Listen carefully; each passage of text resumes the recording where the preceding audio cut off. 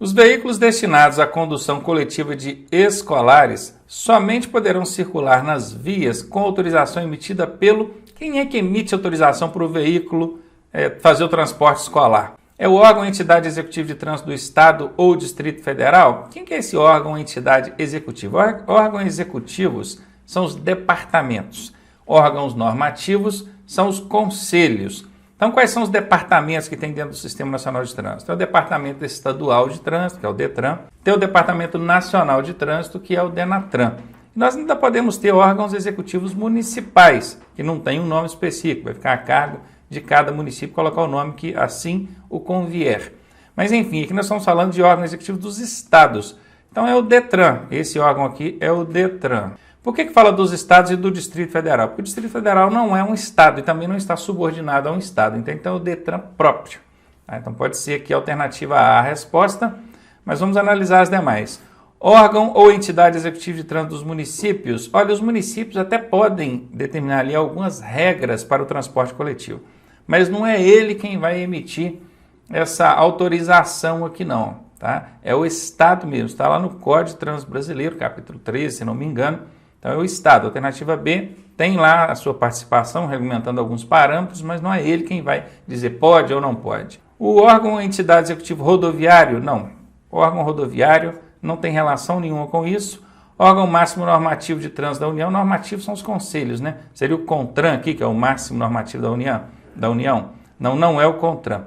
Ficamos aqui com a alternativa A. Bom, antes da resposta, eu quero te avisar que eu criei um treinamento com todas essas armadilhas e pegadinhas, essas covardias que o DETRAN faz em prova. Se você quiser conhecer, eu vou deixar o link aqui na descrição e também nos comentários, fixados no topo. Confere lá. Segundo a classificação do Código de Trânsito Brasileiro, uma via de trânsito rápido é caracterizada pelo quê? Bom, trânsito rápido. Nós temos dentro do perímetro urbano vias de trânsito rápido, nós temos vias arteriais, nós temos vias coletoras e nós temos vias locais.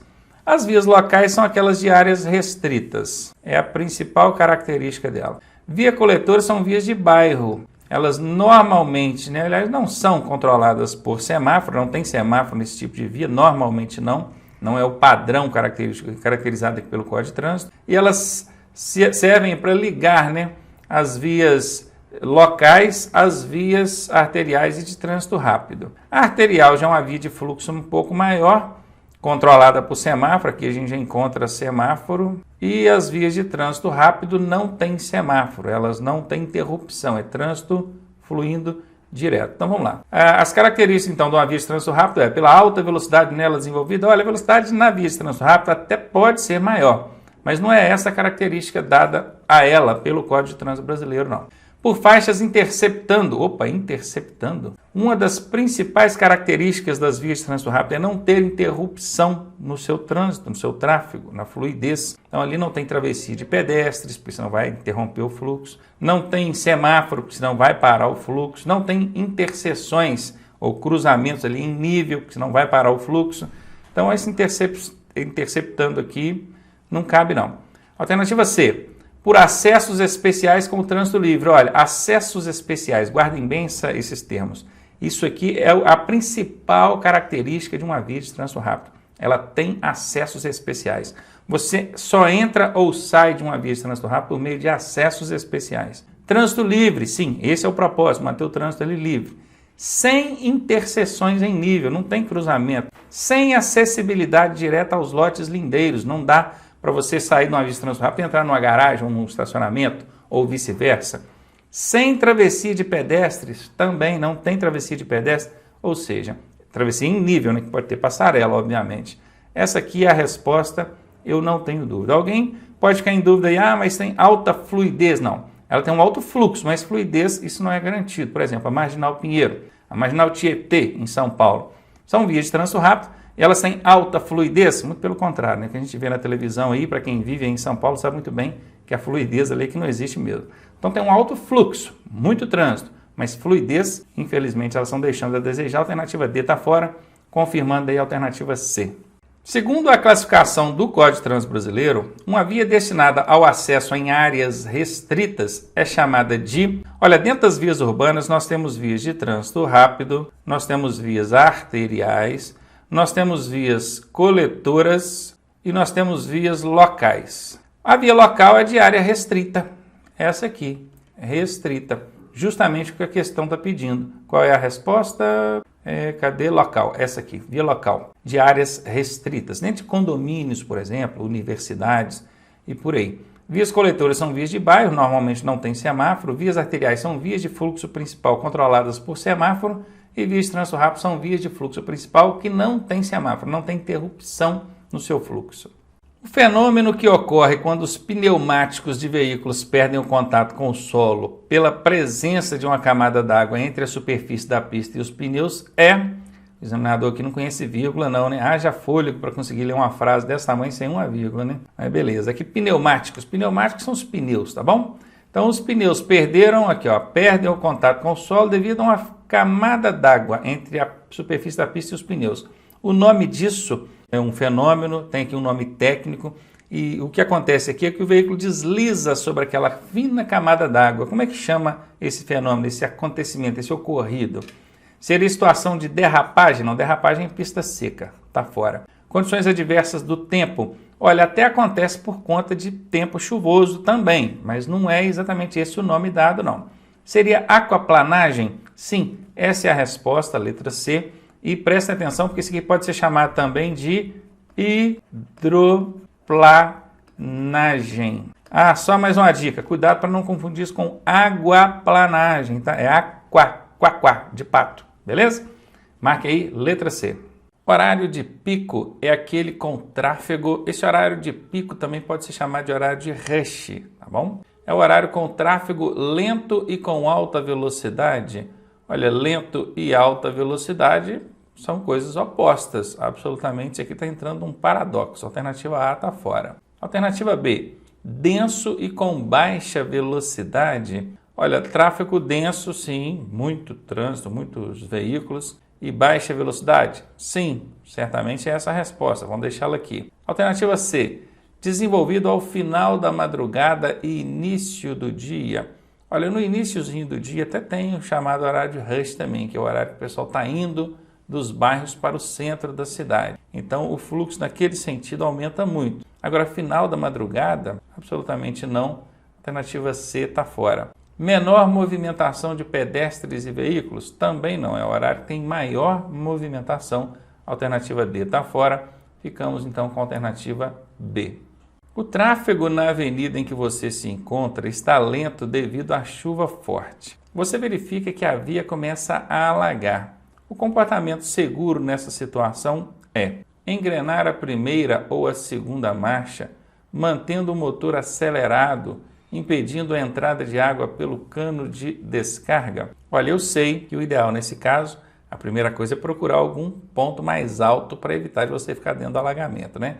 Mas porventura você foi pego de surpresa e precisar de tomar alguma providência para sair desse alagamento, o ideal é que você coloque a marcha mais forte possível. A primeira aí seria a melhor. E acelere tudo que você puder. O carro vai correr com isso? Você vai aumentar a velocidade dele? Não, porque uma primeira marcha você pode acelerar o tanto que você quiser que o carro não vai passar de 30, no máximo uns 40, não chega a isso.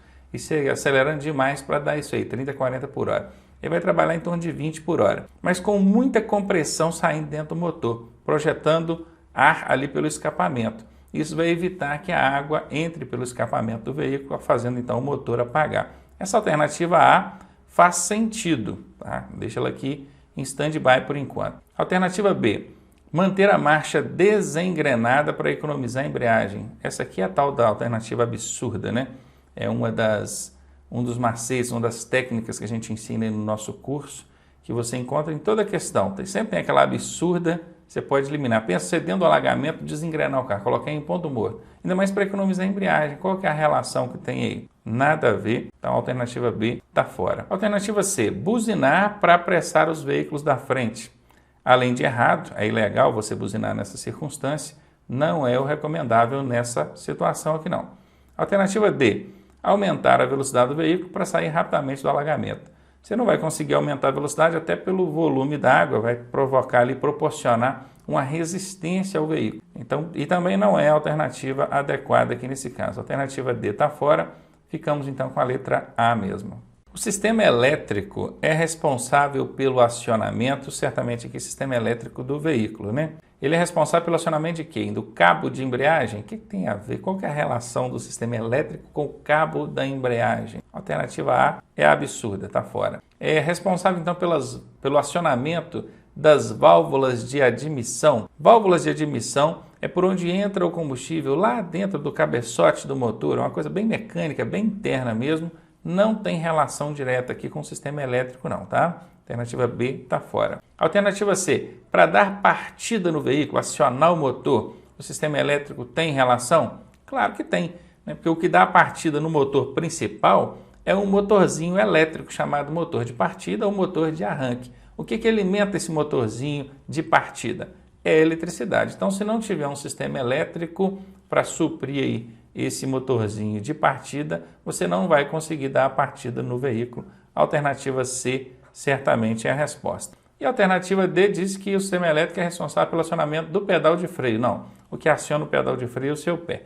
Alternativa D está fora, ficamos aí com a letra C. O condutor deve pisar no freio antes da embreagem para quê? Fazer mudanças de marchas. Aí alguém pode pensar assim, pô, eu vou mudar uma marcha, por exemplo, eu quero reduzir a marcha. Eu piso no freio para diminuir a velocidade. Depois eu piso na embreagem, faço a mudança de marcha. Só que você deve prestar atenção no seguinte, olha aqui, o condutor deve. Isso aqui é sentido de obrigação, exprime o sentido de obrigação. Imagina se toda vez que você for mudar a marcha, você tiver que pisar no freio. Mesmo quando você tiver que aumentar a marcha. Ou mesmo quando tiver que reduzir, mas você está de morro acima, por exemplo, há necessidade de frear. Então, não necessariamente você tem que pisar no freio para fazer mudança de marcha. Então, a alternativa A está fora. Evitar derrapagens. Essa é aquela que não tem relação nenhuma. Alternativa absurda. O que tem a ver eu pisar no freio antes da embreagem para evitar derrapagens? Não. Para parar o veículo, eu preciso pisar no freio e depois na embreagem? Sim. Se você precisar de parar o veículo, você vai acionar o freio depois da embreagem. Ronaldo, eu não posso pisar na embreagem antes, que é para o motor não apagar? Não. Isso é errado, é uma técnica inadequada. Consta na planilha de faltas do seu exame e se você pisar na embreagem antes do freio, você vai perder ponto. Isso pode prejudicar na hora da sua prova lá do Detran. Ronaldo, mas se eu pisar no freio primeiro, o carro morre. Não morre. Pise no freio devagar e ao final da imobilização, quando o carro estiver quase parando, aí você vai pisar na embreagem. A alternativa C certamente é a resposta. E a alternativa D diz que virar à esquerda ou à direita. Eu preciso pisar no freio e depois na embreagem para poder virar à esquerda ou à direita? Absolutamente não. A alternativa D está fora. Fico aqui com a alternativa C. O aparecimento de trepidação sentida no volante de direção ao alcançar uma determinada velocidade é sinal da necessidade de manutenção indicada com... Olha, você está sentindo ali no volante trepidação, meu querido? Pode saber, ó, trepidação. E são as rodas. Imagine que uma roda, em vez dela ser redondinha, ela é oval. Imaginou se ela fosse oval? Se ela fosse realmente oval, você ia sentir essa trepidação de forma absurda. Mas um mínimozinho, 10, 15, 20 gramas de peso que tiver numa parte do pneu mais que a outra, vai provocar um desbalanceamento do equilíbrio ali do peso. Isso em baixa velocidade você não sente, mas na hora que chega em alta velocidade você começa a sentir ali aquela trepidação na direção. Isso é falta de, tá aqui, ó, balanceamento das rodas. O balanceamento ele serve justamente para isso, para equilibrar ali o peso, deixar ele uniforme em todas as partes da roda, do pneu e assim evitar essa trepidação. Normalmente quando você coloca um pneu novo, a gente tem que fazer o balanceamento, porque um pneu, por melhor que ele tenha sido construído, é comum, é provável que em algum dos seus pontos ele tenha um pouquinho mais de peso do que o outro. Aí o que o balanceamento faz? Coloca esse pneu, essa roda ali, num dispositivo, ele vai mostrar qual que é o lado que está com mais peso, vai mostrar qual é o peso e a pessoa que está fazendo a manutenção vai bater um chumbinho, um pezinho do lado oposto. Aí faz o balanceamento, na hora que o veículo for circular, mesmo em alta velocidade, ele não vai sentir aquela trepidação mais no volante. Guardou? Trepidação no volante é falta de balanceamento. Alternativa A é a resposta. É proibido circular nas vias de trânsito rápido. Vias de trânsito rápido são aquelas onde a velocidade desenvolvida normalmente é maior. Tanto que se não tiver sinalização regulamentadora, o que é pouco provável para esse tipo de via, a velocidade permitida nela, pré-estabelecida pelo código, é 80 km por hora, perceberam? É via de perímetro urbano, tá? De dentro de cidades. Obviamente, numa cidade pequena, do interior, você não vai encontrar. mas em cidades maiores existem essas vias de trânsito rápido e a velocidade ali pode chegar a 80 km por hora. Aliás, tem uma velocidade pré-estabelecida pelo código e 80 por hora, apesar de que o órgão de trânsito com circunscrição sobre a via normalmente estabelece ali velocidades menores, mas aí é por conta dele, tá? Então, o que não pode transitar aqui, circular nessas vias de trânsito rápido? Alternativa A, motocicletas de até 120 cilindradas. Olha, motocicletas de até 120 cilindradas pode circular em vias de trânsito rápido sim. Alternativa A está fora. Veículos de 2 ou 3 rodas cuja cilindrada não exceda 50 centímetros cúbicos. Essas aqui são as famosas cinquentinhas. Realmente, essas cinquentinhas elas não podem exceder 50 km por hora. Aliás, é uma característica delas. Elas têm um motor com potência de 50 cilindradas e a velocidade também não pode exceder 50 km por hora. A máxima, pense. Imagine um veículo desse transitando em meio a veículos ali em velocidade maior. Não é seguro. A gente imagina que a alternativa B seja a resposta. Alternativa C. Veículos de 2 ou 3 rodas cuja cilindrada exceda 50 centímetros cúbicos. Olha, aqui a gente já consegue achar a resposta. Já vou até eliminar a D e não vou nem ler a D, eu vou explicar por quê. Porque existe uma técnica que chama-se alternativas confrontantes. Uma diz que sim e a outra diz que não. Quando isso acontece, obrigatoriamente, uma das duas será a resposta. Então perceba, aqui está dizendo que os veículos cuja cilindrada não exceda 50 centímetros cúbicos não pode circular. E aqui está dizendo que os veículos cuja cilindrada exceda os 50 centímetros cúbicos pode circular. Então aqui diz que não pode e aqui diz que pode. Uma das duas tem que ser a resposta, concorda? Nesse caso, a resposta é a alternativa B. Isso é uma técnica, a gente ensina no nosso curso online. Se você não conhece, aqui embaixo, autoescolaonline.net. Clica aqui não, porque aqui não é um link, né? Acesse esse site, vai lá em cursos online e matricular. Você vai aprender essa e várias outras técnicas que a gente ensina lá no nosso curso online.